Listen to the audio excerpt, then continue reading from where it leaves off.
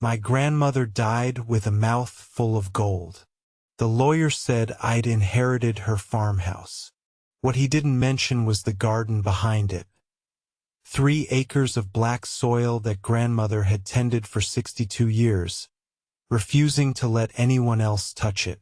I moved in last October with my 4-year-old daughter, Lily.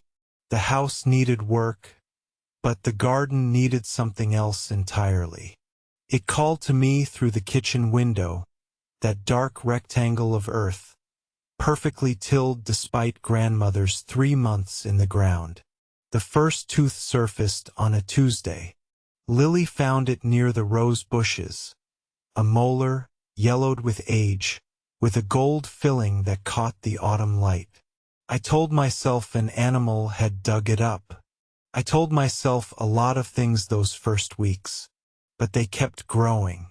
By November, they'd sprouted in rows like corn, hundreds of teeth pushing up through the soil, some still trailing roots of pink and red. They grew larger each day, and the gold fillings multiplied until the garden glittered at sunset like a dragon's hoard. I should have run. Instead, I started hearing grandmother's voice.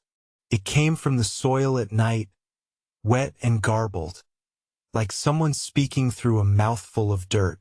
She told me about the garden's true purpose.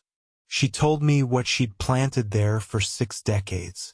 She told me about the children who'd wandered onto her property, the drifters, the census takers who'd knocked on the wrong door. Their teeth had fed her garden, and now she needed more. Last night, I woke to find Lily's bed empty. I followed her giggling through the moonlit house, out the back door, into that terrible garden. She knelt in the soil, her nightgown soaked in morning dew, her small fingers digging.